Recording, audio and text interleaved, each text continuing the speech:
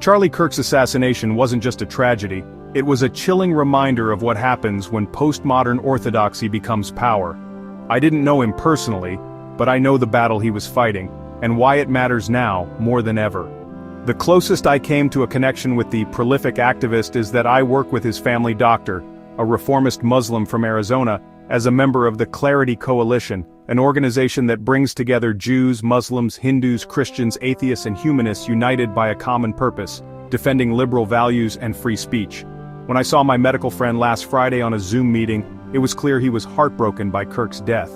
There's some irony in the fact that a man who has devoted his life to bridging the Muslim and Western worlds so deeply mourns his patient. And yet, when it comes to Charlie Kirk, I'm not only interested in a life needlessly lost, but in who he was as a public figure. I didn't follow his work closely, though there are some standout facts most of us know.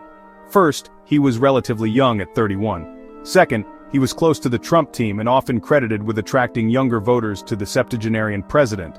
Third, he was the founder of Turning Point USA, a conservative American youth organization known for its confrontational campus events. And fourth, and here's where I want to focus, he took the fight against ideological orthodoxy to the heart of the beast, the university campus. As someone who's had his own run-ins with the leftist dogma of higher education, I'll admit that Kirk was a braver man than me. He charged into the ideological lion's den, students and professors alike, armed with clarity, conviction, and a few sharpened arguments. And more often than not, he managed to expose the assumptions beneath the slogans. Some argue he merely deployed well-rehearsed intellectual parlor tricks, simplified narratives about the modern left that gloss over deeper social issues. That criticism, though, is telling, especially coming from disciples of postmodernism. For clarity, postmodernism is an academic movement that rejects objectivity and questions traditional social structures, including science, morality, and Western institutions. There's some dry comedy in that. After all, these are the same disciples of postmodernism, neo-feminism, and anti-racism who insist that truth is a myth, and that liberal democracy is little more than a mask for systemic oppression. If everything is power, then why scold Kirk for using rhetorical jujitsu against the very rules our postmodern overlords laid down? Of course, there was more to Kirk than ironic pushback. The worldview he challenged has become dominant across much of the West. The view that liberal principles like individual freedom, equality under law, private property, and free speech have failed. I have some sympathy for this view, and I suspect Kirk did too. Liberalism has always contended with internal critics, not just defenders of tradition and privilege, but radicals who argue that individual freedom obstructs true equality and liberation. This internal critique is not new, but today, it's become embedded.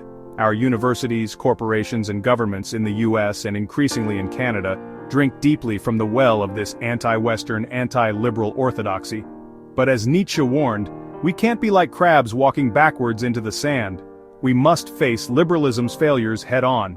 And for conservatives still clinging to the dusty virtues of the old order, the so-called principled conservatives, I'd suggest Nietzsche's warning applies to you too.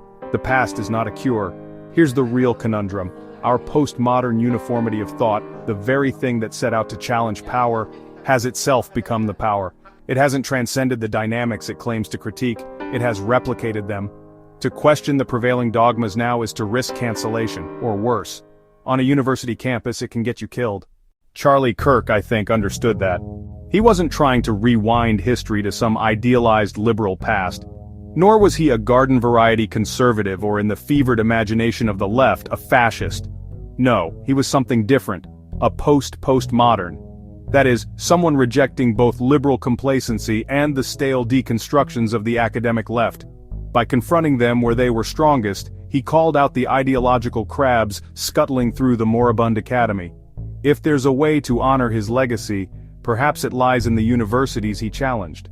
Maybe they'll find the courage to endow chairs and scholarships dedicated to what comes next, to seriously and critically explore what follows after decades of disillusionment and intellectual laziness. We'd do well to have that conversation here in Canada too, before more intellectual dissent becomes dangerous. Because like it or not, in the shadow of Charlie Kirk's death, we are all post-postmodern now.